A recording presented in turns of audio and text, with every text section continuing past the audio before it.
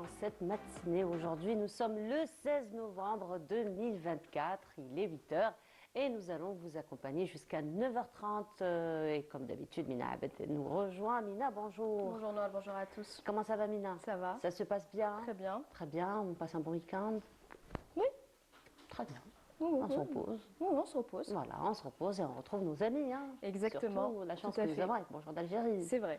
Voilà, et aujourd'hui, donc ça va être la clôture donc, du Salon international du livre d'Alger. Donc on a eu quand même 10 jours pour pouvoir donc, se procurer beaucoup de titres puisque c'est une édition qui s'est promise très très riche en titres et très variée. Donc on va continuer aujourd'hui de parler de livres et cette fois-ci nous allons avoir une invitée parmi nous qui elle va nous faire découvrir des lettres.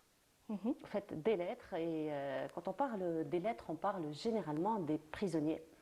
Parce que c'était le seul moyen finalement de pouvoir rester en contact et de donner de ses nouvelles à sa famille, ses proches, ses amis aussi. Donc là, c'est une auteure qui va nous parler de son papa et de ses correspondances.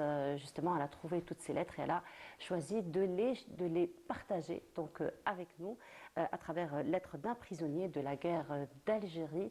Alors c'est vrai que ce sont des pépites, hein, ces lettres, parce qu'il y a, c'est une mine d'informations. Tout à fait. Finalement, c'est vrai qu'on fait des recherches à travers des documents administratifs, historiques, mais les lettres aussi... c'est authentique. C'est authentique, effectivement, et ça comporte aussi parfois même des messages codés.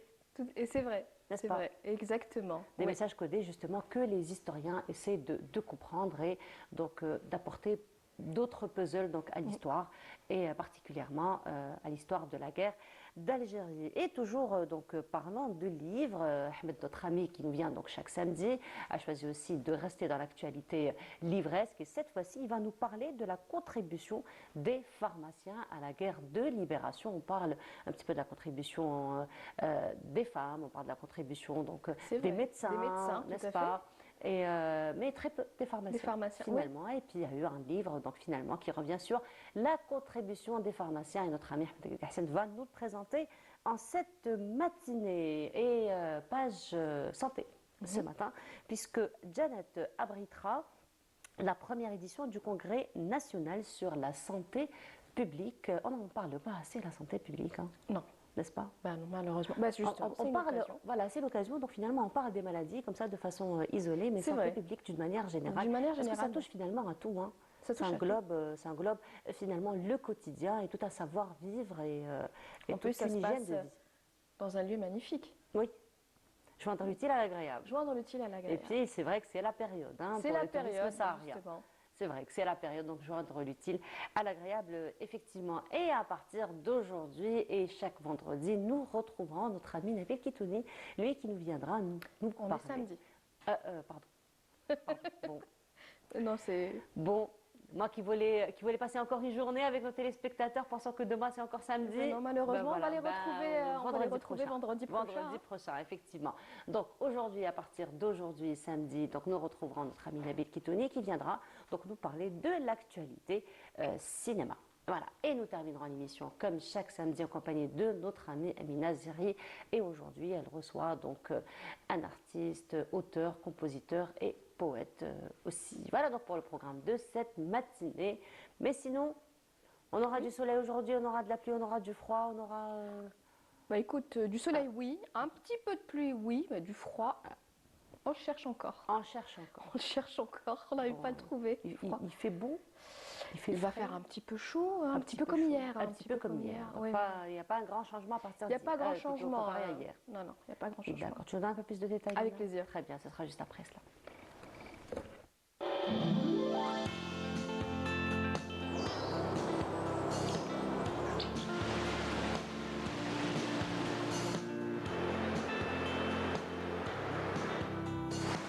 موبيليس تقدم لكم الأحوال الجوية. موبيليس معا نصنع المستقبل. Et donc on disait qu'il va faire un bon, on aura du soleil, quelques pluies. Oui, voilà. Un petit peu de tout, mais pas de froid en fait. Pas de froid, voilà. Un peu plus de détails, Mina? Avec plaisir. Merci beaucoup. Alors bonjour à tous et très bon réveil, de la brume comme d'habitude, en début de matinée sur les régions côtières et puis le ciel restera plutôt voilé, notamment vers l'ouest et le centre. On notera toujours des passages nuageux vers la partie est, des nuages vers les régions côtières ainsi que vers les Aurès. Quelques particules de sable en suspension, notamment vers l'intérieur ouest. Et puis sur les régions sahariennes, on notera quelques pluies, hein, pas grand-chose. Sur le sud-ouest et la Saoura, un ciel voilé sur le nord Sahara, l'extrême sud, l'Ogar et le Tassili avec de fréquences sous la bourre de sable.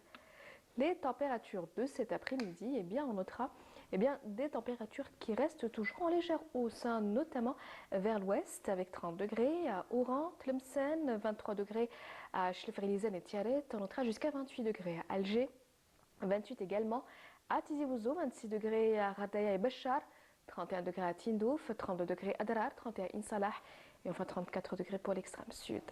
On passe tout de suite à l'état de la mer pour cet après-midi. On notera une mer peu agitée vers les régions côtières avec des vents entre 10 et 30 km/h à l'ouest et au centre et entre 20 et 30 km/h vers la partie est. On passe tout de suite à l'Europe pour cette journée. Eh bien, le ciel restera dégagé à Vienne, Rome, Paris. On notera des passages nuageux assez denses à Madrid, Lisbonne et Londres. Côté température, eh bien, on notera 10 degrés à Londres, 7 à Paris, 15 à Rome, 8 à Vienne et enfin 16 degrés à Madrid. Encore une fois, très bonne matinée et à tout à l'heure midi.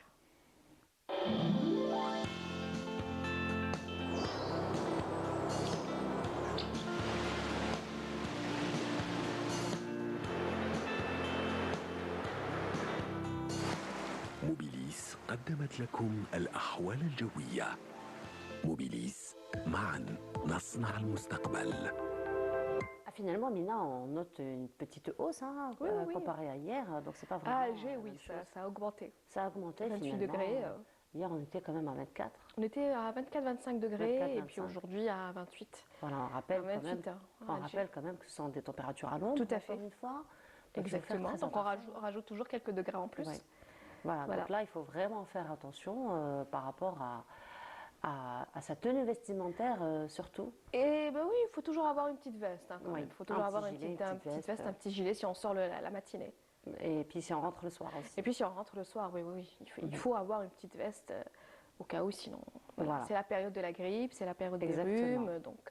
Exactement. En tout cas, merci beaucoup Mina. Merci. Mina, on se retrouve tout à l'heure, donc après journal télévisé du midi, Avec après celui de plaisir. 19h, à partir de mercredi pour Canal Algérie. À partir de mercredi. À partir de mercredi pour Canal Algérie, mais sinon 9h30. 9h30 évidemment. Évidemment, merci beaucoup Mina et on continue, ça va être pause musicale comme d'habitude et cette fois-ci ce sera en compagnie de Rim Hakiki, on se retrouve juste après.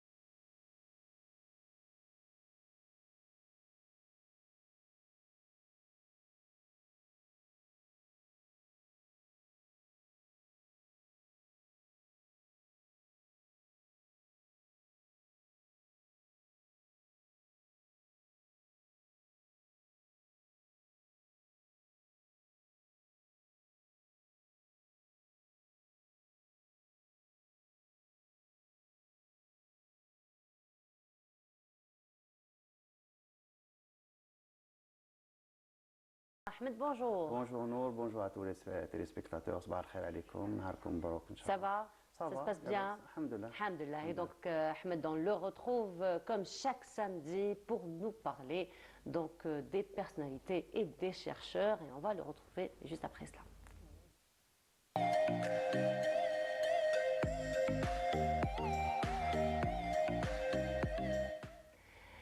Et voilà, rebonjour Ahmed Marhaba. Allah يسلمك يعيشك يهنيك. Alors aujourd'hui, tu vas nous emmener un peu, un petit voyage dans le temps. Exactement, On on va reste aller à dans le mois de novembre. Le mois de novembre. Et d'autant plus que c'est la 70e, c'est Oui. le 70e anniversaire de la Révolution. Donc c'est un événement à marquer, donc à clouer. Et donc aujourd'hui, je vais essayer de parler un tant soit peu de ce que Ami Mohamed Damerji a eu le Oui. courage et la présence d'esprit d'écrire, de rédiger avec la collaboration de le professeur Mohamed Cherif Rbalo, de ses filles aussi qui l'ont aidé, Oui. toute sa famille. Alors j'aime bien quand tu dis, la présence d'esprit, effectivement, parce que on parle un peu de la contribution de toutes les parties, mais très peu des pharmaciens finalement. Exactement. En fait, le livre, c'est un livre. Bien sûr, il retrace un peu son parcours. Il retrace le parcours, il parle un peu de ce qu'il a fait, mais c'est un livre d'hommage, donc il rend hommage à tout le monde. Donc il n'a pratiquement oublié personne.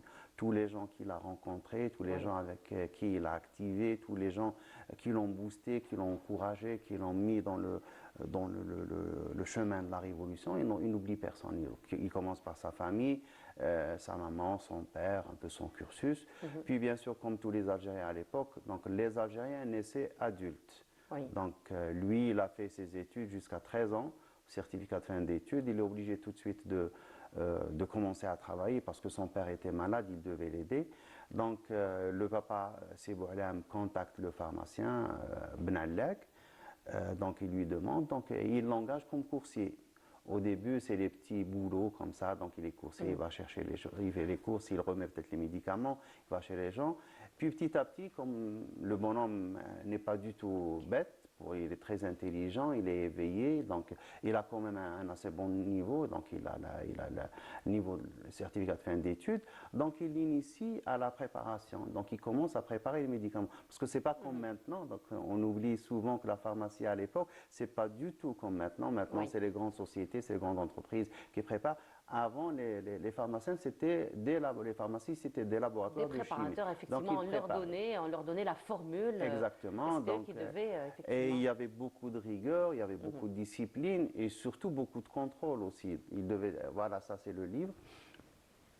Donc il devait tenir un registre où il devait inscrire toutes les préparations qu'il faisait, donc le demandeur, le médecin, le malade concerné, le nom, le prénom, l'atelier de naissance, l'adresse, tout ça devait être écrit quotidiennement. Donc il y avait beaucoup de rigueur qui accompagnait ce travail. Donc puis il s'engage dans la JSMA, Jeunesse sportive musulmane, là il connaît Bouzerina. Nous, on connaît Bouzerina comme étant le nom l'une des rues d'Alger, le marché Bouzerina. Donc, mais là, on trouve beaucoup de détails sur le bonhomme Bouzerina, comment il était là à la JSMA, avant tout match, avant tout entraînement. Donc, au début, c'était des leçons de morale, c'était l'éducateur qui formait ses élèves parce qu'ils étaient tout petits. Il les traitait comme ses enfants. Et puis, c'est l'initiation aussi au nationalisme, au patriotisme pour, bien sûr, signaler toutes les injustices, dire qu'on est différent, donc qu'on a le droit de vivre comme tout le monde, d'être libre chez nous, d'être indépendant. Donc tout ça, ça s'est fait. Donc le bonhomme a été ajno, comme on dit, dans l'école du patriotisme, de l'école nationaliste algérienne, jusqu'au moment où il fallait s'engager. Donc à 21 ans, déjà, il était très jeune. Donc à comparer avec les jeunes d'aujourd'hui, à comparer avec nous-mêmes, est-ce qu'on aurait eu le courage? Chaque fois que je lis, je me dis que c'est pas vrai. On se remet en question. On se remet en finalement, question, donc c'est des gens, c'est des surhommes, donc tout ce qu'ils ont fait, des surfemmes aussi, parce qu'il parle aussi de femmes, et puis il décrit, il y a beaucoup les moments phares de la révolution algérienne, la grève des 8 jours, donc le moment, la Casbah qui était encerclée, donc il y avait 4 ou 5 sorties de la Casbah, donc tout le monde était fouillé. Il parle aussi de quelques lieux de révolution ignorés jusqu'à présent. Par exemple, son ami, le shahid, c'est Mohamed El-Gharab, Shaib Rouibi, il s'appelle son vrai nom, donc il militait à l'intérieur de la grande mosquée. Il recevait les médicaments et il était dans plusieurs groupes parce qu'on connaît un peu le raisonnement de la théorie de la pyramide, donc c'est des relations pyramidales, il y a le chef, il y a les gens, mais il n'y avait pas de lien entre les gens qui étaient concernés. Et ce chef pouvait être dans d'autres pyramides aussi, donc il avait d'autres contacts, d'autres actions. Et il parle de tout ça dans le détail et on est subjugué parce que là, on rentre dans la vraie vie. Donc, ce n'est pas la théorie comme quoi on avait besoin, les Algériens méritaient. Donc, ça, on le sait, on le connaît. Mais là, c'est des faits exacts. Et on peut s'identifier, on peut voir les lieux et on peut voir les hommes. Quand il décrit, par exemple, les fois où il allait livrer les médicaments, donc là, il devait être... donc il devait se mettre en cravate, costume cravate pour passer inaperçu, pour ne pas attirer l'attention. Puis à la fin, ils ont dû faire appel à des Algériens qui étaient livreurs. Donc il y avait un certain Saïd Abdish, il était livreur, il était en moto. Le fait que... C'est comme on dit dans notre métier, les hommes de l'ombre, Exactement. Finalement. Et il met de la lumière sur toutes ces parties d'ombre, comme tu le dis si bien. Donc il te met des éclairages, donc comme si on était dans un théâtre comme ça, et à chaque fois il y a une lumière qui s'allume, et on a une petite action comme ça. Ah, ça fait partie de la révolution. Donc le bonhomme, Saïd Abdish, dans sa moto, il travaillait dans une société de livraison pharmaceutique, donc il faisait les livraisons. Il y avait pharmacie d'urgence, livraison pharmaceutique d'urgence, quelque chose comme ça. Donc, il pouvait passer tous les points de contrôle parce que c'était des médicaments d'urgence. Donc, il devait livrer aux hôpitaux. Et il parla, quand ils ont fini par manquer vu la demande qui venait de toutes les wilayas. Donc, il y avait la wilaya 3, la wilaya 4 et la zone autonome d'Alger. Donc, il devait subvenir aux besoins de toutes ces parties. Donc, il devait leur envoyer des médicaments, il devait préparer, il devait aussi, comme je te l'ai dit, donc essayer de... C'était du vol permis, disons. Donc à la fin, il a dû faire appel à d'autres pharmacies. Et des fois, quand on lit, on s'aperçoit que en contactant des gens pour commencer, donc on se rend compte que le bonhomme ou la bonne femme était déjà dans un autre réseau. Voilà. Ils étaient déjà militants quelque part, mais personne ne savait rien de l'autre. Jusqu'au moment où il le dit dans la troisième arrestation, parce qu'il a été arrêté quand même 3 fois, torturé. La troisième arrestation, c'est un bonhomme, c'était un voisin qui l'a dénoncé. Donc dès qu'il rentre, il lui dit en arabe, Mohamed ne résiste pas parce que c'est affreux. Et quand il a su que c'était un voisin, donc il avait même les veines coupées, le voisin, il a essayé de se donner la mort, mais il n'a pas pu, donc il était complètement amoché, donc il a fini par donner quelques noms, dont le nom de Aimé Mohamed. Mais il lui a pardonné parce que vu l'état, mais il s'est dit que, alhamdoulilah, que c'est le voisin qui me connaissait comme ça, mais il ne savait pas le détail de toute l'action toutes les actions auxquelles j'étais lié. Donc tout ça, donc ça donne vraiment des... Et donc il a fait aussi Serkadji, les conditions des camps de concentration à Bni Messous, à Serkadji, donc ils étaient à chaque fois. Donc le minimum de la torture, c'est la gifle. Et puis ça va crescendo, donc les coups de poing, sur la gueule, dans le ventre, les parties sensibles, donc partout, tout le monde passait, bien sûr, il y avait de tout, donc la bastonnade, tout. Donc il a fait pratiquement tous les centres il a fait même la corniche à la Pointe Pescade, à Raïs Hamidou. Donc il a connu des gens, il a rencontré des gens, il a vu même l'Ammari, le fameux chanteur là, donc il était emprisonné avec lui à un certain moment aussi à Bni Messous. À Serkadji, il décrit avec beaucoup d'émotion le moment où les condamnés à mort étaient ramenés à la guillotine très tôt le matin. Donc les gens dormaient, donc ils se réveillent, Allahu Akbar, Tahia al-Jazair. Et là, c'est toute la prison qui commence à crier. Les femmes emprisonnées font des youyou. Donc, c'est toute la Casbah qui fait en écho, qui commence à crier aussi en écho à ce qui se passe. Ça résonne, oui. Donc, vraiment, c'est un moment un peu terrible. Et puis, il dit, une fois, il y avait l'un des condamnés Et il leur a dit, laissez-moi partir à la guillotine seul, en français, comme ça. Donc ne me ramenez pas, j'y vais seul. Et quelle force donc d'aller rencontrer la mort comme ça, de plein pied, avec tout le courage. Ils étaient des jeunes quand même, ils avaient droit à la vie, mais c'était leur destin pour qu'aujourd'hui on puisse vivre dans la condition.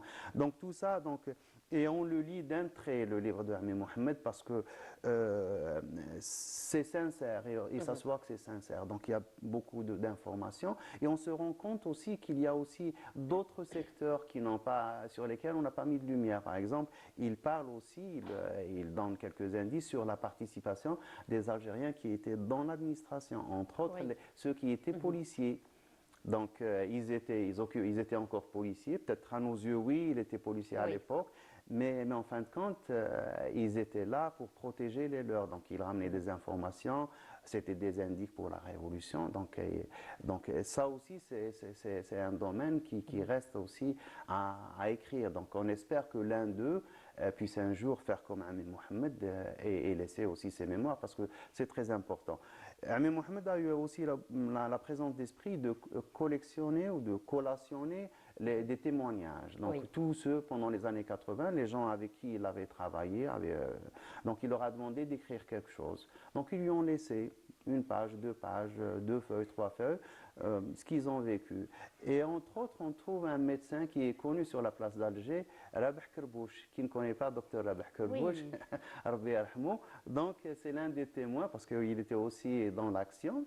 Donc, et on voit des noms, donc on se rappelle quand on était petit, donc il y a des noms qui nous reviennent aussi. Et quand j'ai vu Rabih Kerbouch, parce que je me souviens quand mon grand-père m'a amené chez lui, j'avais une bronchite chronique tenace, et c'était chez lui qu'on m'a sauvé, quoi. Donc tous ces noms qui reviennent grâce à Ami Mohamed, grâce à son courage. Et là, on lui rend hommage, parce qu'il a rendu hommage à tous ceux qu'il a connus, à tous les militants de la cause nationale, à tous les chouhada et tous les moudjahidines. Donc, c'est un livre vraiment à conseiller. C'est très important. Donc, grâce à lui, on a maintenant un autre aspect, un autre pan de la Révolution qui est devenu un chantier maintenant aux universitaires de se pencher sur ces questions. Donc la contribution des pharmaciens, et on a aussi la contribution des imams, parce qu'il était à la mosquée, à la grande mosquée à l'époque, il était le grand mufti. Tu vois bien le risque qu'il prenait. Ça met en valeur ce tissage de réseau finalement qui se faisait de façon parfois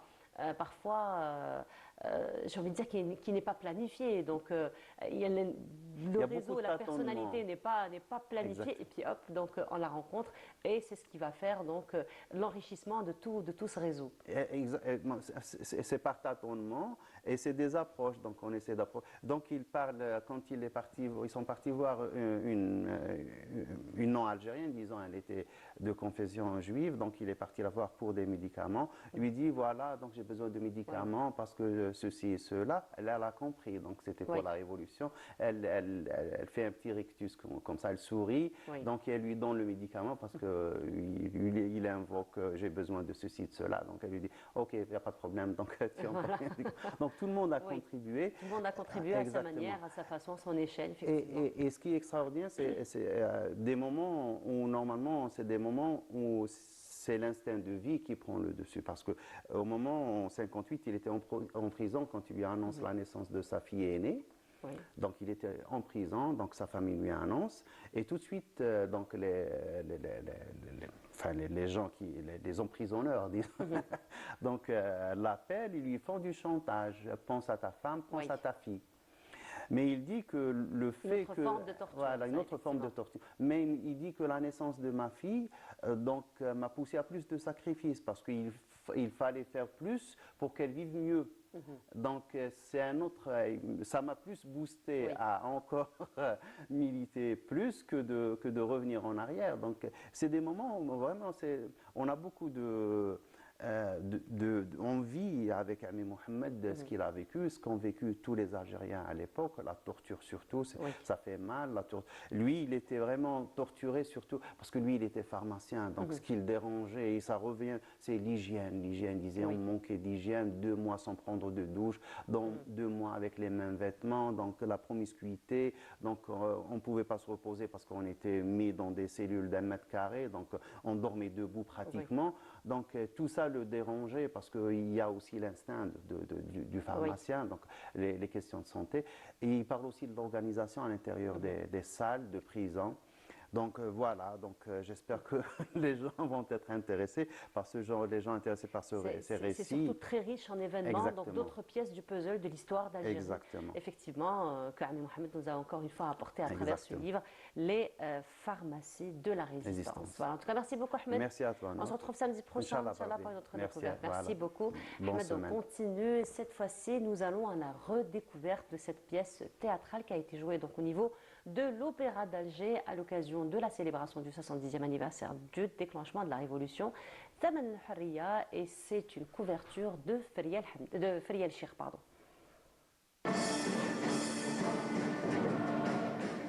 Ils étaient plus de 200 chanteurs, comédiens et musiciens à se succéder sur la scène de l'Opéra d'Alger pour ce chef-d'œuvre artistique. Un hommage poignant et très émouvant à celles et ceux qui ont combattu pour l'indépendance de l'Algérie. Nous, on voulait en rendre hommage aux artistes qui ont aidé la Révolution et qui ont participé à la Révolution. C'était ça le sujet central, c'était ça, c'est montrer l'artiste, l'auteur, les gens cultivés qui ont aidé la Révolution algérienne. C'était ça l'objectif. Dans la Révolution de libération, les artistes algériens ont joué un rôle fondamental dans la lutte pour la liberté. Ils ont mis leur talent au service de la résistance en écrivant des poèmes vibrants, composant des chants patriotiques et jouant des pièces théâtrales engagées. Bien plus qu'une simple expression culturelle, l'art constitue une force capable de mobiliser les consciences et d'insuffler courage et espoir. C'est un honneur pour moi, pour toute l'équipe, c'est une fierté de participer à cette soirée artistique qui parle du rôle de l'artiste. Des hommes et des femmes qui ont lutté avec leurs plumes, leur voix, leurs sentiments. C'est le chant, c'est le théâtre qui fédérait tout le monde autour de la question de l'indépendance, autour de la lutte contre le colonisateur, des sacrifices énormes. On a parlé aussi de l'hymne national, Qassaman, de Moufdi Zakaria, dont j'ai eu l'honneur d'interpréter le rôle. On a parlé de Ali Maachi, d'Akli Yahyaten, de Fadila, de beaucoup d'artistes.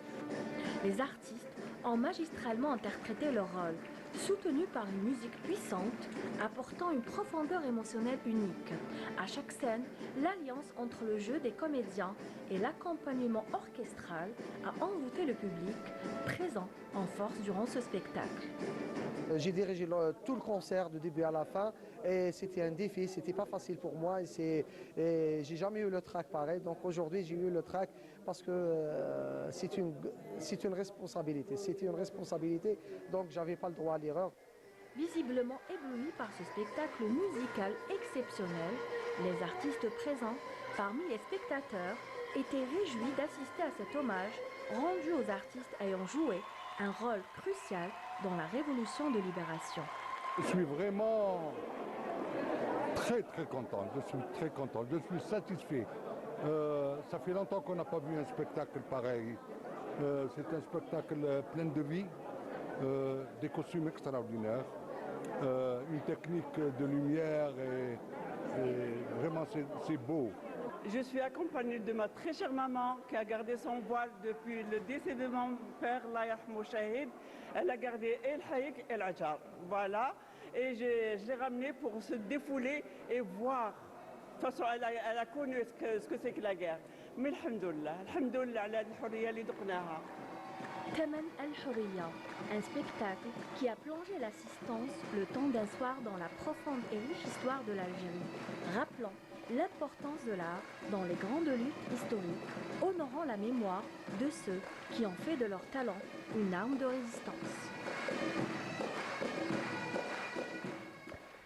Thaman al-Hurriya, donc le prix de la liberté, une pièce théâtrale émouvante qui a été jouée, donc je vous le disais, au niveau de l'opéra d'Alger. Et c'est Friel Cheikh donc, qui nous a fait la couverture de cette belle pièce. Et nous allons rester toujours dans cette page d'histoire et surtout donc, tous les livres qui ont été édités justement pour que nul n'oublie, pour encore une fois la préservation de la mémoire. Et cette fois-ci, nous allons parler d'un livre quand même assez particulier qui regroupe des lettres d'un prisonnier au temps de la guerre d'Algérie. Et ces lettres donc, ont été rassemblées par sa fille, Madame Samia Zeriat Bouhrati, qui est parmi nous ce matin. Madame Bouhrati, bonjour, marhaba bik. Bonjour Nour Houda, je suis très contente d'être ce matin parmi vous. Eh ben, tout plaisir est pour nous, marhaba bik, tout plaisir Merci est pour beaucoup. nous. Alors, lettres d'un prisonnier de la guerre d'Algérie, ce sont des lettres que votre papa donc, envoyait. Donc, c'était des correspondances de votre papa lorsqu'il était emprisonné. Alors, vous avez choisi un peu de regrouper toutes ces lettres, de les éditer donc, en livres. Mais parlez-nous d'abord du moment où vous avez découvert ces lettres. Très bien. Alors, il faut savoir que moi, je fais partie d'une fratrie. Je suis la dernière d'une fratrie, la seule née après l'indépendance. Donc, c'est une histoire qui concernait principalement ma famille, mes 7 frères et sœurs, donc nés pendant la colonisation, la Selmek, et donc qui ont vécu cet épisode de la guerre d'Algérie. C'est des lettres qui datent de 56, puisque c'est à ce moment-là qu'il a été emprisonné et libéré en 62 à l'indépendance. Donc moi, je suis née quelques années après l'indépendance. Je me sentais un peu étrangère à leur histoire, peut-être inconsciemment. C'était pour moi une façon de me réapproprier quelque chose qui m'échappait.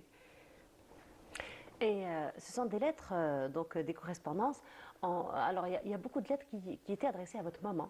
Tout à fait. Et puis adressées avec beaucoup d'émotion, avec beaucoup de tendresse, avec beaucoup d'amour, même s'il était loin. Bien sûr. N'est-ce pas? Bien sûr. Donc, ce qui est étonnant, c'est que je m'en suis rendu compte bien après, pardon, tardivement, c'est que peu de prisonniers avaient écrit. On va dire que la guerre d'Algérie, on la connaît à travers les grands récits, dans les manuels scolaires, dans les discours officiels. Mais est-ce qu'on a des histoires des familles elles-mêmes? En fait, c'est comme si on prenait un microscope et qu'on le zoomait sur une petite cellule, donc la famille, un père, une mère, des enfants. Qu'est-ce qui s'est passé donc, dans ce noyau familial? Et donc, moi qui m'interrogeais comme beaucoup d'Algériens et comme beaucoup de personnes sur cette guerre d'Algérie qu'on connaissait à travers des images récurrentes, vous avez remarqué que souvent, quand bien sûr, on fête cette date historique du 1er novembre 54, pratiquement on connaît par cœur des images qui passent de personnes qui sont assassinées, ça tourne en boucle dans notre psyché. Et on se dit, c'est étranger à nous. Mais il faut savoir que dans chaque petite famille, il y a eu des tragédies, il y a eu des traumatismes et il y a eu des douleurs. Donc que chacun s'interroge sur l'histoire de cette guerre d'Algérie par rapport à soi, c'est-à-dire pour ceux qui sont nés après l'indépendance, leurs parents, leurs grands-parents. Et juste une notion qui revient maintenant en force, c'est ce qu'on appelle les mémoires transgénérationnelles. Parce qu'on pensait que quand on n'a pas vécu un trauma, il ne nous appartenait pas. C'est totalement faux. On porte les mémoires traumatiques. C'est un héritage, finalement. C'est un héritage. Donc, si on n'a pas conscience, si on n'a pas, on va dire, mesuré, je ne veux pas dire par là que chacun doit, comment dirais-je, faire une recherche ou académique, mais un tout petit peu de curiosité pourrait beaucoup aider, tant que les parents sont en vie, tant que des grands-parents sont en vie. Et je vous cite un exemple, par exemple mes grandes sœurs, qui aujourd'hui sont quand même assez âgées, ce livre-là a réveillé des choses en elles auxquelles elles ne s'attendaient pas. Jamais elles n'auraient imaginé un jour se voir, on va dire, convoquées pour parler d'un épisode qui était très très loin dans leur inconscient et qui formait une douleur qui était juste mise de côté. Quand je dis une douleur, c'est quand même pratiquement des orphelins qui sont restés qu'avec ma mère, qui devaient donc s'occuper d'eux, les instruire, elle qui était analphabète, avec peu de moyens. Donc, comme disait mon frère, la véritable héroïne de cette histoire, c'est ma mère. Parce qu'on oublie de parler de ce qu'apportait ma mère, en fait. Et heureusement que mon père l'honore et lui déclame et lui manifeste tout son amour. Et c'est bien ça qui va le maintenir en vie. Et justement, donc parlons un peu de ce trauma. Donc finalement, c'est vrai que c'est un trauma, c'est vrai que ce sont des douleurs qui sont enfouies quelque part en nous et qui se réveillent justement lorsqu'il y a des écrits comme ceci, quand il y a des découvertes aussi de lettres ou quelques documents donc, qui peuvent réveiller ces douleurs. Mais finalement, vous avez un petit peu choisi de promouvoir cette douleur, de promouvoir ce trauma et de regarder finalement la guerre d'Algérie d'un autre œil. Donc, comme vous le dites si bien, on parle un peu de la préparation de la guerre, on parle des sacrifices, mais on parle très peu des familles, ce que ces familles ont vécu. Donc c'est un peu un regard croisé. Oui, c'est un regard croisé. Puis je veux surtout inciter en fait ce regard-là. Il évolue de plus en plus parce que quand on entame quelque chose, on n'imagine pas la portée de ce qu'on a produit, de ce qu'on a fait. Et moi, c'est au fur et à mesure l'impact de ce livre sur quand j'ai croisé des personnes et que des personnes me disaient oui, quand j'étais petit, en classe, enfin, il y avait des injustices, des petites filles, de petits garçons qui aujourd'hui ont 70 ans passés, qui ont vécu ça. Aujourd'hui, c'est toujours vivant dans leur mémoire et leurs enfants ou leurs petits-enfants ne connaissent rien, donc je les invite à faire, on va dire, un sursaut urgent parce que la mémoire s'efface. Nous perdons jour après jour des pans de mémoire parce qu'on a des personnes qui partent. Moi, je préfère dire le mot partir. Et elles partent avec ce trésor-là. Donc, qu'au sein des familles puisse s'ouvrir cette parole, qu'on soit un petit peu plus curieux au lieu de s'interroger sur le chaos du monde, de ce qui se passe autour de nous, un monde chaotique, cherchons le chaos intérieur qui est en nous. On dit bien que le chaos extérieur vient de tous les chaos intérieurs que nous nourrissons. Et justement, là, donc, ce sont des lettres qui ont été adressées à votre maman, mais aussi adressées à vos sœurs et à vos frères, n'est-ce pas? Bien sûr. Heureusement, donc, ma sœur Bahia, que je salue ce matin, si elle nous écoute, mon père aimait bien trouver les surnoms, il jouait avec les mots, il l'appelait Brioche. Donc c'est d'accord, c'était elle, alors, oui, ceci à donc Brioche. C'est Bahia, sa brioche qu'il aimait tant parce que tous les espoirs étaient fondés sur ma sœur, qu'il voulait être la meilleure. Il va même dans cette correspondance donner des cours de maths. C'est pratiquement une scolarité à distance, bien sûr, et des exercices et même des dictées avec des fautes qu'il va falloir corriger et renvoyer. Et bien sûr, on retrouve cette énorme pression qu'a subie ma mère parce qu'il l'a sommée de surveiller au plus près les enfants, enfin à travers la scolarité, c'était la chose qui pouvait le plus le chagriner, le plus l'inquiéter si un des enfants ne pouvait pas s'en sortir parce qu'il s'est rendu compte que c'est le savoir, c'est le fait qu'il ait eu cette chance de savoir lire et écrire. En fait, il faisait ce qu'on appelle de l'écriture thérapeutique sans qu'il se rendait compte. Il manifestait ce jour grandiose de l'indépendance, il l'écrivait, donc à partir du moment où il l'écrivait, il le manifestait. Et donc sans le savoir, mon père, on va dire, avait entre ses mains le pouvoir de l'écriture thérapeutique. L'écriture thérapeutique, alors on le voit juste à travers les titres, comment il s'adresse à vos sœurs. Alors si vous permettez, ma tendre grande fille, ma mignonne fillette Dalila, ma douce fille Rania, Alors, ma Falou, Falou, c'est Farida. Farida. Yarhamha. Voilà, à ma chère demoiselle Hassina. Bah oui, Donc, c'est mon beaucoup autre de sœur. tendresse, Ah c'est oui, beaucoup oui, de, oui, de oui. confiance finalement que votre papa a donné à vos sœurs. Bien sûr. Et voilà, ma fidèle fille Brioche, on revient à Voilà, Brioche. revient Brioche, c'était son aîné, donc Oui. on imagine la place que prend un aîné dans une famille. Voilà, donc moi c'est ce message-là que j'adresse à tout un chacun de s'interroger, de demander à une grand-mère, à un père, mais comment se passait cette période-là, comment on vivait, d'où on vient, comment... Toutes ces questions-là, je pense qu'elles sont accessibles à tout le monde. Alors, Madame Zeriat, vous nous avez dit que vous n'avez pas vécu donc, la période coloniale, vous êtes née après l'indépendance, mais depuis quelques années, vous êtes, on va dire, entre guillemets, une grande militante pour la promotion de la littérature, pour la promotion de l'écriture. Vous avez organisé beaucoup de cafés littéraires, vous avez encadré beaucoup de jeunes dans l'écriture, justement. Est-ce que c'est un héritage de votre papa, finalement, cet amour ou cet engouement ou cet intérêt pour l'écriture et la littérature? Sûrement, parce qu'on est issu d'un milieu, et le milieu, comme on le sait, influe énormément sur nous-mêmes. Donc j'ai baigné dans ce climat-là de la passion à l'écriture. Moi aussi, toute petite, j'ai dû m'accrocher à l'écriture pour exprimer un petit peu mes questionnements et, on va dire, voilà, ma curiosité ou mes errements existentiels.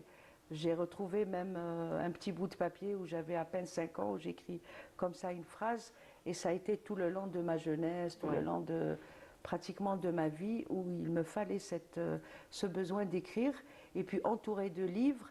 Et je reviens à insister aujourd'hui plus que jamais sur l'utilité du livre, puisque nous assistons à une terrible, on va dire, un terrible phénomène, l'addiction au smartphone, qui est en train de détruire petit à petit feu, cette envie d'échanger avec les autres, cette envie de parler aux autres. Chacun est dans son portable.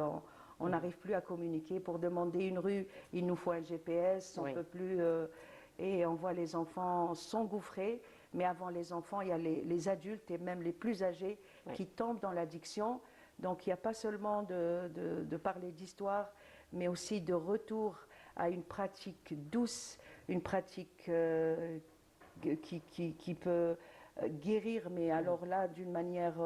très subtil, le fait de toucher du papier, c'est cette matière noble qui est un livre, c'est du papier, donc c'est une matière vivante. Effectivement. Et ça calme, et ça repose, et ça demande aux neurones de plus ou moins quand même travailler, que d'être un consommateur passif sur un fauteuil en train d'utiliser un index effectivement. et de voir un déferlement d'informations incessant. Donc on tire la sonnette d'alarme pour revenir au rôle livre, du livre justement. et Donc à la lutte maintenant, mais c'est une lutte qui va être féroce.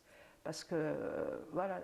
Voilà, donc effectivement, je rappelle donc Lettres d'un prisonnier de la guerre d'Algérie, ce sont des lettres que vous avez regroupées de votre papa, Larchmoun Saleh, de belles correspondances, donc qui montrent un peu ce sacrifice, tout cet amour finalement qu'on a pour sa famille et pour leur offrir le meilleur.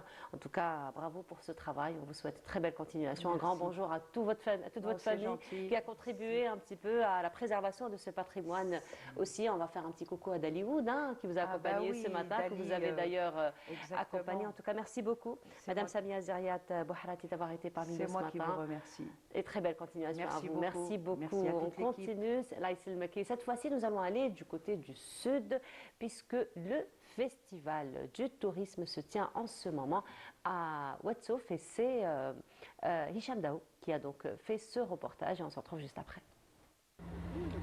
La première journée du Festival international du tourisme saharien a vu la participation de plusieurs personnalités. Comme prévu, l'inauguration a débuté par une cérémonie d'accueil.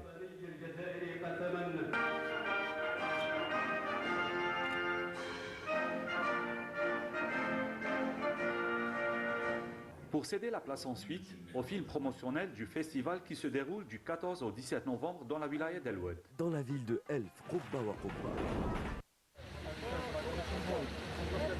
Les membres de l'association des motards étaient conviés pour faire partie du spectacle. Cette association qui s'active dans le secteur de la protection routière. La protection routière, elle est liée directement avec les sorties touristiques.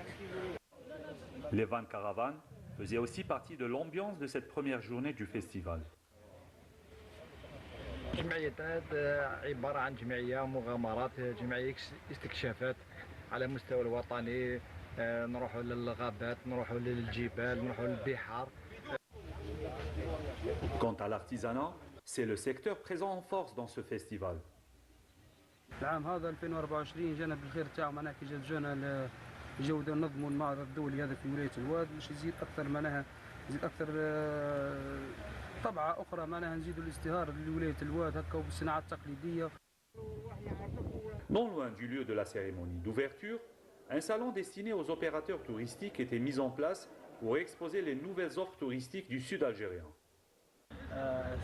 Ces dernières années, on a vu un développement dans le tourisme en Algérie après les facilités des visas qu'ils ont fait par le ministère du Tourisme, surtout visa à l'arrivée.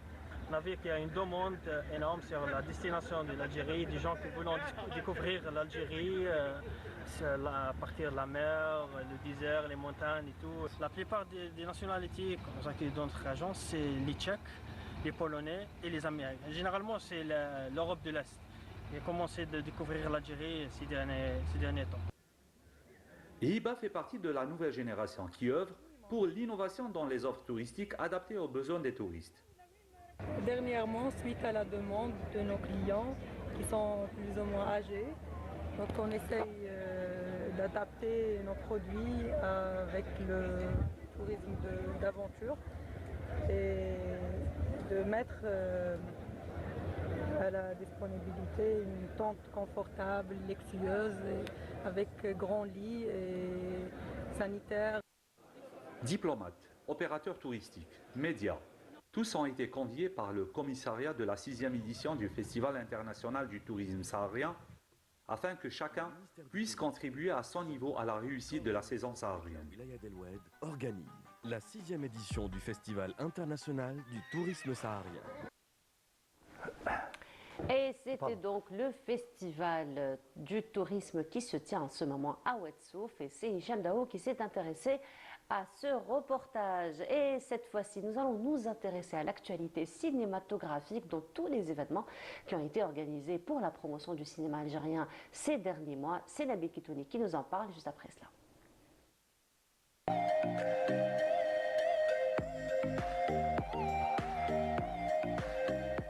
Et voilà, donc de retour, et c'est Nabil. Bonjour Nabil. Bonjour Nour, comment tu vas? Ça va. Ça se passe bien. Tranquille, retour aux sources. Retour aux sources. Retour aux sources, c'est voilà. là où nous avons débuté. Tout le monde, tous les animateurs ont débuté ici. C'est l'école, c'est l'école. J'ai toujours dit que c'était l'école. C'était l'école, passage obligé pour tous les animateurs et journalistes. Ouais. Même certains, même pour certains techniciens d'ailleurs. Techniciens, oui, exactement, techniciens. Et c'était pas le même décor, oui, ça a changé. Oui, ça change. Nous avons pu voir de grands réalisateurs passer. Voilà, il y avait Youssef Chahine. De défunt, Allah yarhamou. Il y avait beaucoup de réalisateurs. Je pense même Costa Gavras. Il a été reçu par Amel Almi. Voilà. Qui est là, qui vous dit bonjour. Voilà. Bon, elle n'a pas dit bonjour, je crois qu'elle ne nous a pas entendu, mais Amel, on parle de toi là. Hein. Oui, Youssef Chahine, beaucoup de réalisateurs de renom, hein, même, je crois Costa Gavras. C'était, je dirais, l'endroit et le passage obligé, notamment dans le domaine culturel et entre domaines. Alors, nous allons parler de cinéma algérien. Alors Nabil, on va te retrouver chaque samedi, dorénavant. Oui, il y a une rubrique, oui, retour aux sources, bien sûr, en attendant aussi en attendant l'émission consacrée au cinéma que j'ai l'honneur d'animer, voilà.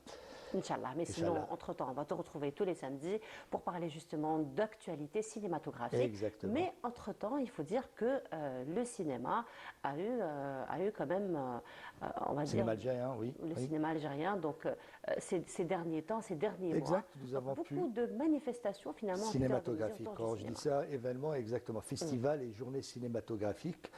Le retour de certains festivals, notamment le festival d'Oran, FIOFA, là, nous avons pu voir, je dirais, beaucoup de films Un festival qui a drainé un large public aussi. Hein. Voilà que ça a commencé, si je me rappelle bien, avec le festival d'Annaba, puis il y avait le festival de Sétif, il y avait Saïda, Batna, les journées cinématographiques entre-temps de Bjaya, et il y a le festival d'Oran.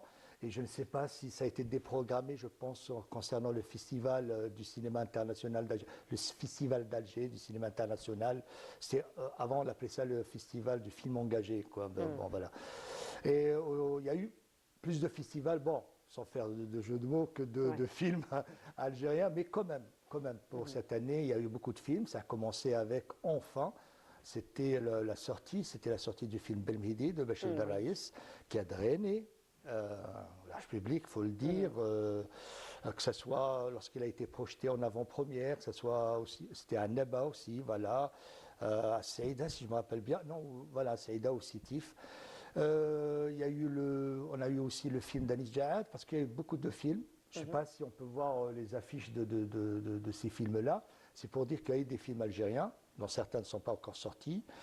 Je pense notamment à Mohamed El Khadr Tati de Bin ou Bin. Il y a eu celui de Karim Moussaoui, L'Effacement, le réalisateur dont on a pu voir En attendant les hirondelles, qui a été primé notamment au Festival d'Oran il y a quelques années. Là, nous avons une affiche. Nabil, tu peux en parler? C'est Terre de vengeance d'Anis Jaad, qui a été projeté pendant le Festival d'Oran, où l'acteur principal, Samir Al-Hakim, a eu le prix d'interprétation. C'est dire que nos acteurs, c'est-à-dire, voilà. Il y a eu aussi le film qui a été primé, qui a reçu, un prix au Canada. C'est le film tant attendu qui a été projeté en avant-première de Shakib Taleb Ben Diab. J'ai eu l'occasion de suivre ce jeune réalisateur dès ses débuts, quand il a fait ses courts-métrages. Un film qui s'appelle Argis, mais il a un autre, nom, qui s'appelle 196 mètres. C'est un thriller psychologique. La bonne nouvelle, c'est aussi qu'il y a un distributeur, de films, il y a eu France Fanon aussi. D'ailleurs, pourquoi j'en parle? Parce qu'il y a un distributeur de films, où ces deux films, France Fanon et Argis, vont être projetés dans peu de temps dans des salles. Parce que c'est là aussi le besoin, si on veut parler d'industrie cinématographique, il faudrait que ces films soient projetés dans des salles de cinéma. Pour, voilà, Alger, ça s'appelait 196 mètres, avec Nabila Slim, Maryam Meshkan, Hicham Sbah, voilà, un pléiade d'acteurs, des acteurs connus, je vais pas en...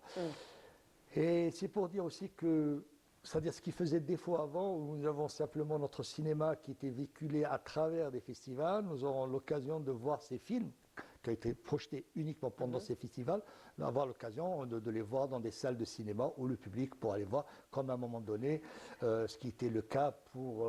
là, c'est France Fanon. France Fanon, oui. France Fanon de Zahzah, qui a reçu un prix pendant le festival d'Annaba. Justement, France Fanon, je crois, à la fin de ce mois-ci, sera projeté dans une salle de cinéma ici à Alger, où le public aura l'occasion de découvrir ce film-là.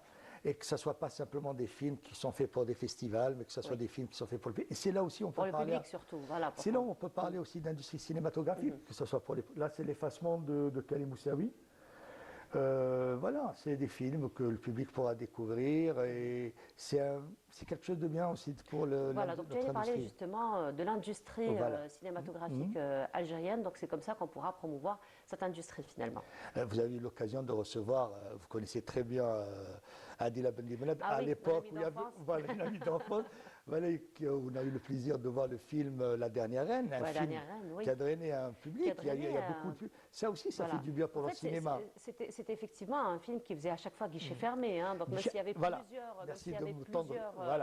plusieurs projections par jour. Par jour, d'ailleurs, partout, un film attendu, et c'est là aussi on voit que on va parler d'économie, parce qu'il y a un retour un petit peu sur investissement, ça fait du bien aussi. Parce que si on veut parler d'industrie, on ne peut pas parler d'industrie cinéma s'il n'y a pas de salle de cinéma, s'il n'y a pas un retour. Parce qu'il y a une billetterie, ça peut faire vivre aussi. Pour pas que notre fiction, quand je dis fiction, je parle de cinéma, je ne parle pas de cinéma, je parle de réalisation, parce que notre fiction est simplement, je dirais, consacrée, il faut le dire, tout le monde... pendant le mois du Ramadan, et c'est seulement la télévision.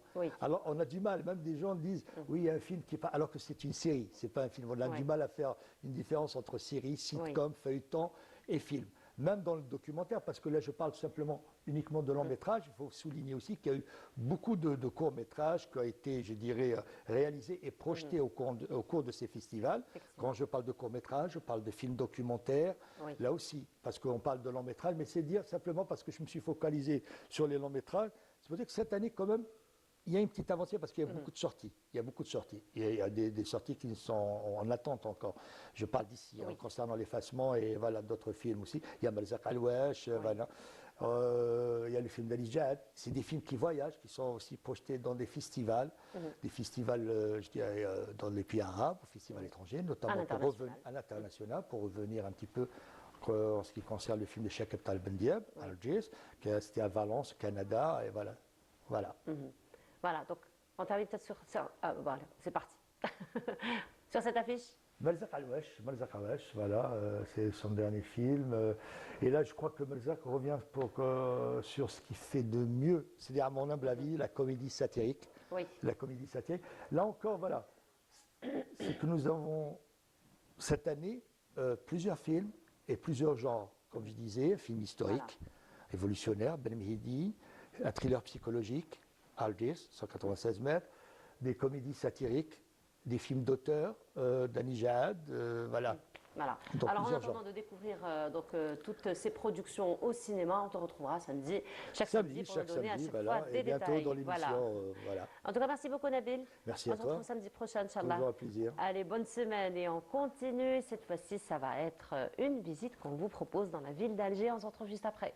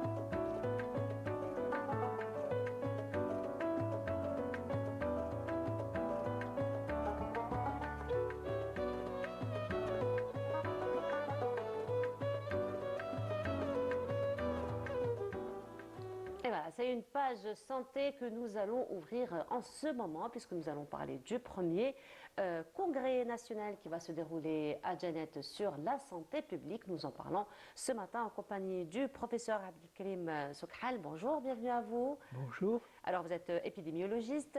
C'est cela. Et voilà, donc vous organisez la semaine prochaine, Inch'Allah, donc ça va être le premier congrès national donc, sur la santé publique. C'est un congrès, donc vous me le disiez, qui vient juste après la création finalement de la Société savante. Effectivement, nous avons créé une société algérienne d'épidémiologie et de biostatistique, la SAED. Cette année, donc en 2024, c'est une société savante, médicale, algérienne, et qui couvre l'ensemble du territoire national. Cette société, dont je suis le président d'honneur avec le professeur Arnaout, est animée par le professeur Nebab, qui est chef de service au CHU de Bab el-Oued et dont il est le président. Effectivement, cette jeune société, si on peut dire, va organiser son premier congrès national. Effectivement, le problème de santé publique se pose avec acuité dans notre pays parce que nous sommes en pleine transition épidémiologique, comme on le dit si souvent, c'est-à-dire que nous sommes passés d'un état où il y avait les maladies transmissibles qui étaient prévalentes pour l'ensemble du pays et qui étaient cause de morbidité et de mortalité extrêmement importantes. Et maintenant, nous passons à une prévalence des maladies non transmissibles dont la morbidité et la mortalité commencent à devenir extrêmement pesantes et importantes, d'autant que toutes ces maladies non seulement portent atteinte à la santé de l'individu, mais portent atteinte également à l'économie nationale. Alors justement, professeur, ce congrès, on va dire, il vient à point nommé parce qu'aujourd'hui on parle de beaucoup justement de pathologies qui sont considérées comme affaires de santé publique, j'ai envie de dire. Et justement, est-ce qu'on peut dire que c'est un travail de prévention, ce que vous êtes en train de faire, pour ne pas justement que ces maladies se propagent davantage? Effectivement, c'est un problème de santé publique, d'où justement l'intérêt de ce qu'on appelle l'épidémiologie, qui est en fait un système d'information en santé publique, qui est une aide à la décision en santé publique. Parce que sans épidémiologie, on ne peut pas prendre des décisions en santé publique, et c'est aussi grâce à l'épidémiologie qu'on peut mettre en place des mesures de prévention.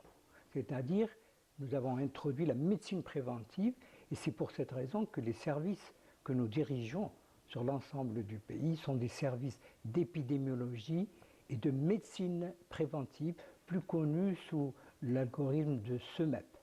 Les CEMEP sont les services d'épidémiologie et de médecine préventive, donc qui englobent ces deux spécialités qui sont indissociables. On ne peut pas faire de l'épidémiologie ni entreprendre des études épidémiologiques si ça n'aboutit pas en fait sur de la médecine préventive. Donc l'épidémiologie s'adresse à des populations, à des groupes de populations, qui soient des petits groupes dans un endroit bien déterminé, ou alors un ensemble d'une population pour avoir les déterminants de la santé dans cette population et pouvoir extraire un certain nombre d'indicateurs de santé qui nous permet de mettre en place une médecine globale dans une population, c'est-à-dire une médecine d'abord préventive, une médecine curative, une médecine éducative et une médecine sociale. Effectivement. Alors justement, ce premier congrès, professeur, il vient bien entendu rassembler plusieurs spécialistes de la question pour discuter justement de la santé publique. Parlez-nous un petit peu du effectivement de ce congrès qui doit se dérouler, va se dérouler à Djanet, c'est-à-dire dans le Grand Sud, dans justement où les problèmes de santé publique se posent avec acuité, et surtout dans une nouvelle wilaya du type Djanet.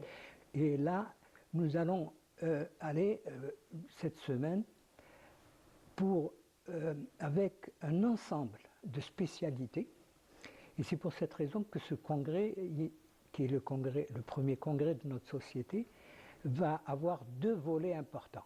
Un premier volet qui est un volet de santé pour tous, où pas moins de 14 spécialités issues des différents centres hospitalo-universitaires d'Alger et d'ailleurs vont descendre pour faire des consultations, pour faire également des prises en charge de certaines populations, et nous allons entreprendre 2 enquêtes épidémiologiques également au cours de ces 3 premières journées, une sur la bilharziose et l'autre sur la santé des migrants.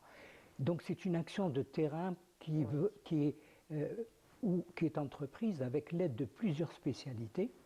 Et puis ensuite, il y a le volet proprement dit scientifique, où nous allons, à travers des conférences scientifiques, à travers des communications orales et des ateliers, des workshops, et surtout des communications. À qui, les workshops et les ateliers? Alors, tout cela est destiné d'abord aux participants et surtout au personnel dans le cadre de la formation continue de tous ces personnels. Il faut dire que ceux qui participent viennent de plusieurs wilayas du pays, d'Alger, d'Oran, de Constantine, de Batna, de toutes les wilayas des centres hospitalo-universitaires. Donc ce sont des hospitalo-universitaires chercheurs. Et puis ça s'adresse également à tout le personnel de santé, médical et paramédical, qui viennent du sud, donc de Ilizi, Tamanrasset, Béchar, Adrar. Nous avons énormément, plus de 200 participants sont attendus justement à ce congrès, avec ces deux volets donc de santé pour tous et surtout de mise à niveau, de formation continue dans le domaine donc cognitif de l'épidémiologie, de la biostatistique qui accompagne obligatoirement l'épidémiologie et surtout les nouvelles stratégies de prise en charge des maladies chroniques et les innovations dans ce domaine. Donc c'est un congrès qui se veut prospectif également et qui puisse apporter au niveau du Sud les nouvelles méthodologies d'approche de toutes les maladies. Il faut dire que ces régions qui sont la région sahélo-saharienne est actuellement en grand bouleversement en termes de santé parce qu'il y a énormément de mouvements de population qui vont et qui viennent à travers tous ces pays où nous savons que les maladies sont prédominantes et c'est pour cela que nous avons des épidémies de maladies émergentes, de maladies réémergentes qui se déclarent à ce niveau-là et qu'il va falloir maîtriser grâce justement mais avec une formation médicale continue de tous les personnels de santé. Il faut dire que ce congrès a le parrainage de Monsieur le ministre de la Santé est également pris en charge par la wilaya de Djanet et par la direction de la santé de wilaya de Djanet qui nous ont ouvert toutes les portes justement pour cet apport scientifique qui va nous permettre de mettre à niveau tout le personnel justement qui travaille au niveau de tous les services médicaux des wilayas du Sud. Alors justement, c'est un congrès, finalement, vous commencez, j'ai envie de dire, en force, hein, parce que l'enquête épidémiologique, à côté donc toutes les rencontres scientifiques, le workshop, les ateliers, bien entendu, tout congrès... Et les actions de terrain. Voilà, les actions de terrain, effectivement. Puisqu'il y aura des interventions chirurgicales, il y aura des consultations et surtout des dépistages de certaines affections également, puisque pas moins de 14 spécialités nous accompagnent dans ce congrès. Alors bien entendu, ça reste pluridisciplinaire, n'est-ce pas? Pluridisciplinaire, voilà, puisque, encore une fois, alors, il y a 12 conférences quand même scientifiques, 18 ateliers, 12 ateliers de travail, et il y a les communications affichées donc qu'il ne faut pas négliger parce que ce sont des expériences qui sont ramenées dans ce type de congrès, pas moins de 81 communications affichées au cours de ce congrès. En tout cas, on vous souhaite une très belle réussite pour cette première rencontre scientifique et tout le travail sur terrain que vous allez faire. Et puis bientôt, Inch'Allah, vous allez souffler la première bougie de la société. Inch'Allah. En tout cas, merci beaucoup, professeur, d'avoir été parmi nous ce matin. Je rappelle, professeur Abdelkarim Sokhar, vous êtes épidémiologue et spécialiste donc, en médecine préventive. Merci encore une fois d'avoir été parmi nous ce matin. On continue. C'est moi qui vous remercie. Marhaba bik. Et donc on continue, nous allons partir du côté du sud encore une fois, nous allons aller du côté de Oued-Souf puisque Hicham Daou va nous faire découvrir une maison d'hôte à travers ce reportage et on se retrouve juste après. Dans sa deuxième journée, le Festival international du tourisme saharien a connu plusieurs activités. L'investissement touristique figure dans le programme tracé pour la délégation présente ici dans la wilaya d'El Oued.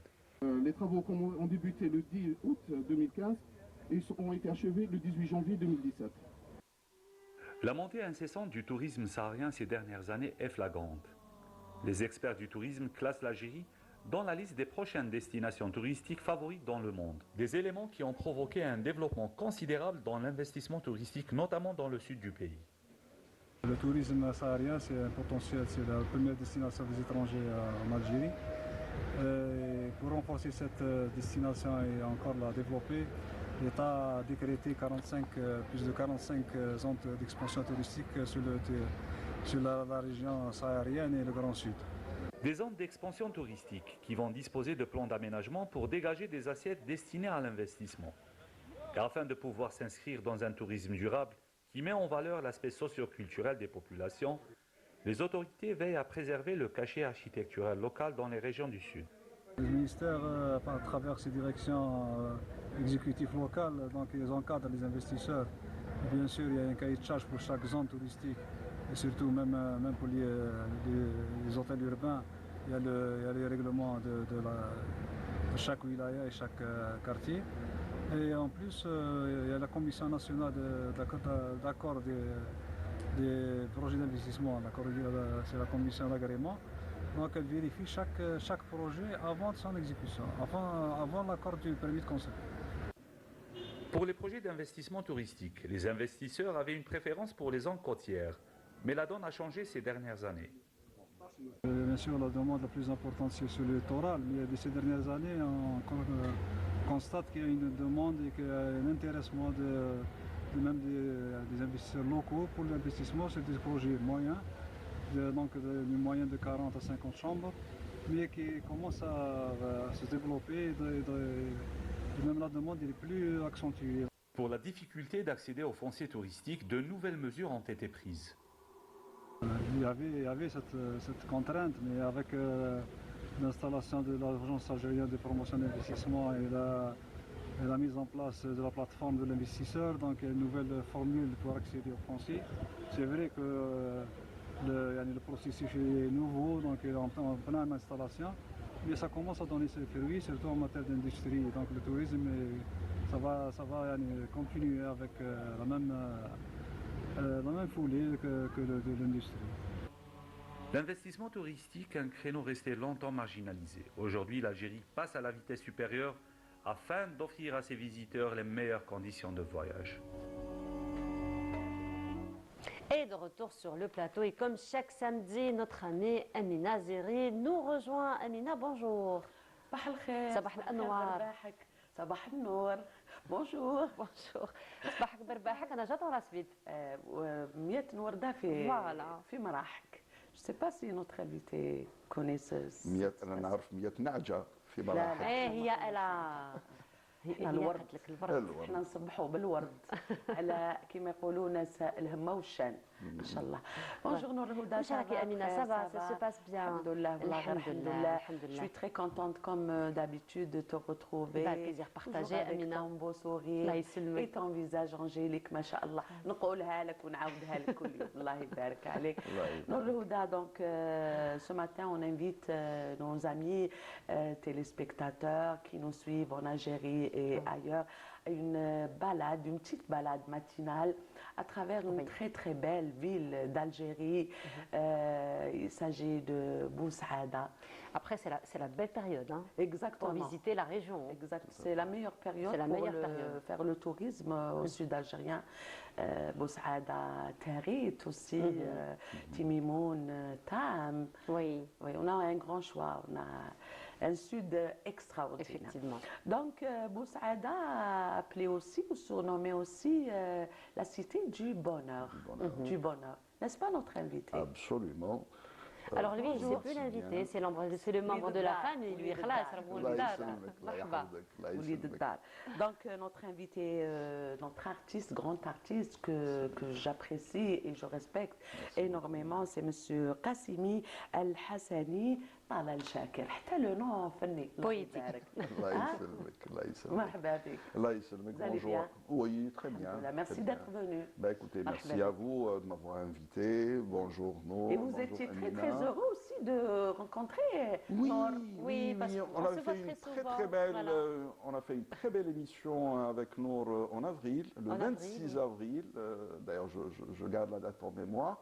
En compagnie de mon ami Karim Smar, effectivement. On devait annoncer au grand public la Nouba qu'on avait créée ensemble, voilà. Et donc Nour nous a fait l'honneur de nous recevoir et c'était un moment très convivial et très agréable. J'en garde un excellent souvenir. Et vous êtes là aussi justement pour parler de cette nouvelle Nouba que vous avez eu le plaisir et l'honneur de la créer en compagnie de M. Karim Smar qui a composé la musique et vous avez vous-même composé, écrit les textes, environ quand même 9 textes. Oui, exactement. Donc M. El-Qassimi est natif d'Alger, originaire de Zawiyat El-Hamel, Zawiya El-Qassimia, qui se trouve à 14 km de Boussaada. Vous êtes auteur, poète et interprète. Artiste complet, finalement.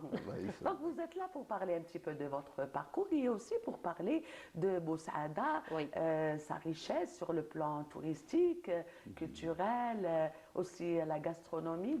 Quand on dit Boussaada, on dit tout à fait. Il y a plusieurs plats qui sont typiquement boussaadi ou qui sont connus dans la gastronomie nationale, mais pour lesquels Boussaada a sa petite touche qui est particulière. Exactement. شوف يعني شخشوخة il faut dire la vérité. Oui. J'ai goûté à toutes les شخشوخة تاع الجزائر.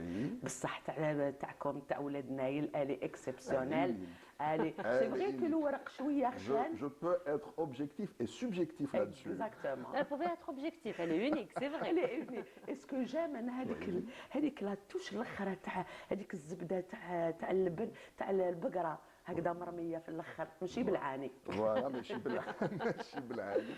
Ça c'est le brassage culturel entre l'Algérois et Boussaadi. Entre l'Algérois et le Boussaadi, il y a une petite touche, on introduit ce qu'on appelle le hermès. En fait, c'est les abricots séchés. Et ça, c'est pour casser un peu l'acidité de la tomate. Et ça donne un goût aigre-doux. Voilà. Et c'est quand même, c'est le sucré salé aussi, ça donne un goût extraordinaire. Pour dire que les artistes aussi sont des cordons bleus dans le Houda. Ce sont des artistes complets, moi, je cuisine très bien, hein, ça va. Vous cuisinez très bien. Je me débrouille assez bien. On a la chance à la maison alors. Ah, bah écoutez, finalement. Oui, ça va. Monsieur Qassimi, vous avez commencé votre carrière en 1997 dans l'association Sendousia. À l'association Sendousia, en effet, j'avais à l'époque 18 ans. En fait, l'amour de la musique andalouse est né chez moi. Mon père était un grand mélomane qui écoutait beaucoup la musique andalouse et mes oncles étaient musiciens mais amateurs. Et donc, vers l'âge de 14-15 ans, moi je voyais mon frère qui taquinait un peu une mandoline, qui jouait des airs qui m'enchantaient, qui me faisaient voyager. Quel genre de musique? C'était de la musique andalouse. C'était de la musique andalouse, mais en autodidacte. Il avait appris pratiquement seul. Et d'ailleurs, lui, il était mon premier cheikh, mon premier maître. Voilà. Et je lui dois ça d'ailleurs. Voilà. On salue de passage. Bien sûr que je le salue, Shakib, qui s'appelle Shakib, il est mon aîné de 4 ans. Et donc, le premier morceau que j'ai appris, et c'est pas ce qu'on apprend aux associations, c'était une touchia. La touchia qui est une pièce quand même longue, qui fait jusqu'à 4-5 minutes. Et c'est de la musique rythmée, sans chant. D'habitude, en initiation, on apprend aux apprentis ce qu'on appelle l'inqilab, qui est un mouvement assez allègre et court. Et c'est ce qui est recommandé pour l'apprentissage. Moi, j'ai sauté toutes les étapes et j'ai commencé par le plus difficile, et chez moi en plus. Et une fois que j'ai eu mon bac, donc en 97, j'ai rejoint donc l'association Sendousia qui était à l'époque, et qui l'est toujours d'ailleurs, l'une des les plus prestigieuses associations d'Algérie. C'est une école, hein? C'est une grande école, et je salue sa présidente, Madame Triki, voilà, pour laquelle j'ai une très grande affection. Grand salut de passage. Elle continue à faire un très beau travail d'ailleurs, Oui. même auprès des enfants. Tout à fait, elle est très très engagée. Elle est très branchée musique andalouse, Nour. Ah bah ça, je le sais. Ça, je ne peux que le confirmer. Elle a aussi un enfant qui est un génie. Un grand virtuose, oui. Il arrive, il fait ses petits premiers pas. J'ai vu une vidéo que vous avez publiée sur Facebook. Franchement, j'étais bouche bée. Barakallah. الله يبارك فيك الله يسلمك نتمنى له ان شاء الله beaucoup de réussite يا رب العالمين. Donc monsieur Qassimi, on commence avec un beau poème que vous allez nous déclamer. Justement, moi j'aimerais bien qu'on fasse une vraie balade à Boussaada. À travers ses belles sites, à travers sa culture, son patrimoine culturel. Cette ville, quand même, entre autres, Étienne Dibi, qui est le Parisien, le grand peintre parisien, qui est tombé amoureux bourgeois, issu d'une grande bourgeoisie, qui a laissé tomber le confort parisien, la vie mondaine parisienne qu'il avait connue. Et il s'est installé à Boussaada, il s'est converti à l'islam.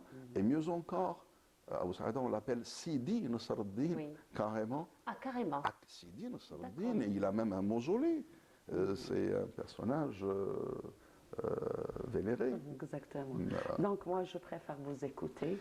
Absolument. Alors, Boussaada, oui, c'est une très grande ville, de par sa culture, de par son histoire. Et il y a aussi ma terre, non pas natale, mais celle de mes aïeux, qui a connu la construction de la Zawiya par notre aïeul, c'est le Cheikh Mohamed ibn Abil Qasim al-Hamili, qui est né en 1824 et décédé en 1897. وكامل الناس بوسعادة يفتخروا بانتمائهم لزاوية الهامل. Tout à fait. C'est une Zawiya qui a marqué l'histoire. Alors notre aïeul, Sidi Mohamed ibn Abdel Qasim al-Hamili, il avait fait son parcours scientifique dans différentes régions d'Algérie, notamment en Kabylie. Et par la suite, il a été initié au soufisme par Sidi al-Mukhtar al-Jalali à Biskra. Et c'est par la suite que son maître spirituel lui a ordonné donc de construire sa propre Zawiya. Et c'est une Zawiya qui a eu une aura non seulement sur le plan national, mais aussi sur le plan international. Et ça, si vous voulez, son engagement dans les révolutions populaires ne sont pas approuvés, notamment dans la grande insurrection de 1871 avec Cheikh al-Muqrani. Et le chef spirituel de cette insurrection n'était autre que Cheikh al-Haddad, qui était le grand chef spirituel de la tariqa rahmaniya. Et c'est après le décès de Cheikh al-Haddad que la tariqa rahmaniya a été transférée à Zawiyat al-Hamel à nos jours. Donc on va se régaler avec... Donc moi, si vous permettez, allez-y. Je vais réciter un poème dans lequel je cite l'ensemble que vous avez écrit. Que j'ai écrit moi-même. C'est en arabe classique, bien entendu. Moi, je suis un grand amoureux de l'arabe classique. Un grand amoureux de l'arabe. Le français, je l'aime bien, mais il ne peut pas détrôner la langue arabe. Voilà, absolument pas. Donc dans ce poème, je cite tous les chouyours qui se sont succédés jusqu'à l'actuel Cheikh Mohamed El-Mamoun, qui n'est autre que le recteur de la grande mosquée d'Alger. Voilà.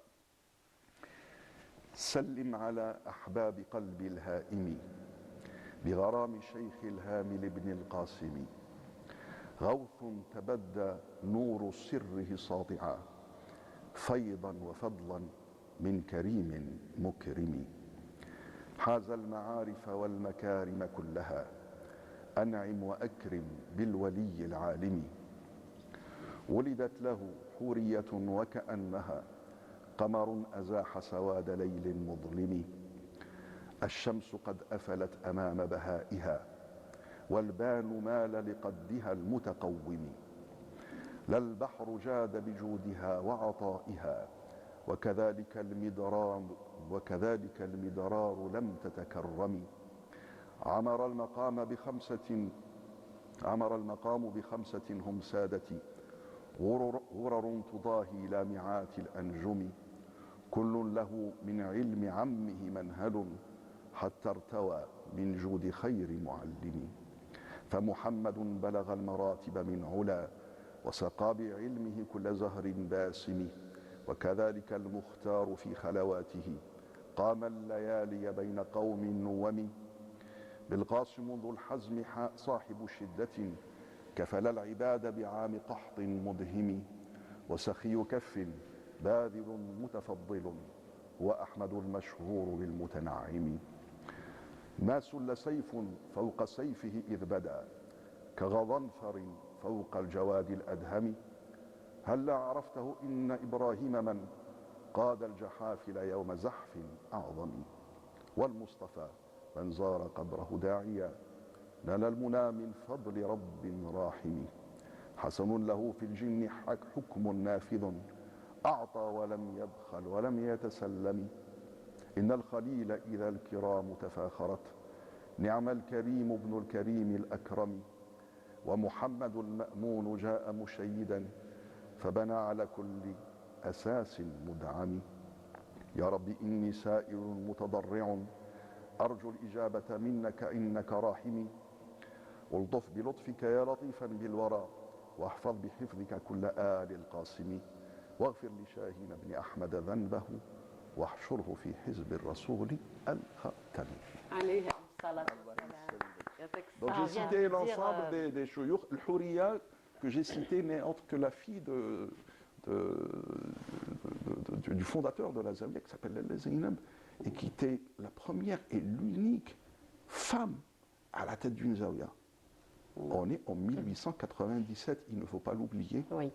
Voilà. Donc vous avez une femme qui a un cursus scientifique complet, qui a été éduquée spirituellement et qui a fait tout son parcours scientifique grâce à son père. Voilà. Huda, notre cher invité, il est exceptionnel, il n'est pas venu seul. Il est exceptionnel, il nous fait un voyage dans le temps, il nous fait un voyage dans la spiritualité, il nous fait un voyage dans la ville. Et dans la musique aussi. Et dans la musique. Il est venu accompagné de cette belle Kouétara. Il joue presque... Amina, si tu permets, j'ai juste une question et après on continue. C'est quoi votre instrument préféré? Oui. C'est le Kouétara. Ah d'accord. Il va le dire. La question ne se pose même pas. Voilà. Je vous pose la question parce que chaque jour que Dieu fait, Amina, je le découvre avec un nouvel instrument. Exactement. Voilà. Il joue presque à tous les instruments. Effectivement. Le luth, le violon, le rebab, la mandoline et le kouétara que vous adorez, que vous aimez. Hein? Alors ça fait 26 ans de vie commune quand même. Ah, quand même. Ah oui. Enfin, c'est le grand amour. Oui. Hein. 26 ans, c'est toute une vie. Hein. Ah, c'est toute une vie, effectivement. Souhaitez-nous longue vie, s'il vous plaît. Longue vie, il n'y a pas de raison. Le kouétara, elle est typiquement algérienne. Typiquement algérienne. Typiquement algérienne. Donc on la retrouve dans l'école de Tlemcen et à l'école d'Alger. Donc quand je dis école, ça inclut toutes les villes qui sont affiliées à l'école d'Alger, donc ça va de Skikda jusqu'à Mostaganem et ça descend jusqu'à Biskra, Maskar, vers l'ouest. Alors Nour Huda, malheureusement. Déjà, malheureusement, ça passe tellement vite. s'il vous plaît, donc واش نقول لك هكذا بالخف حكي لنا شويه على si on peut avoir une petite idée sur la nouba que vous avez écrit, vous avez créé en compagnie de notre artiste. Très rapidement, en une minute si possible, parce que vraiment en une minute, parce que vraiment on arrive à la fin. Donc c'est une nouba qui a été composée par notre ami et frère Karim Samar. Les textes ont été écrits par moi-même. Donc nous sommes restés dans l'esprit et dans le contexte andalou. Et c'est une action qui est venue pour enrichir le patrimoine existant. Très bien. يعطيك الصحة، ميرسي d'être venu. والوقت مع الحباب هكذا دائما يجري. حبي كنت حابة نسمعوا شوية. On va terminer avec lui. Ah si, ودخلوا يروح بلا. Non, c'est pas possible. Voilà, on termine en beauté. En tout cas, merci beaucoup d'avoir été parmi nous ce matin, d'avoir répondu présent à chaque fois d'ailleurs quand vous invite. Amina, merci beaucoup. Toujours de belles rencontres, toujours de belles rencontres et toujours de belles thématiques et de beaux voyages. Merci beaucoup Amina, on se retrouve samedi prochain. Lundi et puis samedi prochain, Inch'Allah. Merci beaucoup. Donc on vous invite à prendre votre instrument. Donc voilà, nous arrivons à la fin de notre émission. Merci beaucoup de nous avoir suivis. Je vous souhaite une très agréable journée à tous. Vous retrouverez mon ami Radia Boulmaali demain à partir de 8h. Pour ma part, je vous retrouve vendredi prochain. Excellente semaine à tous. Au revoir.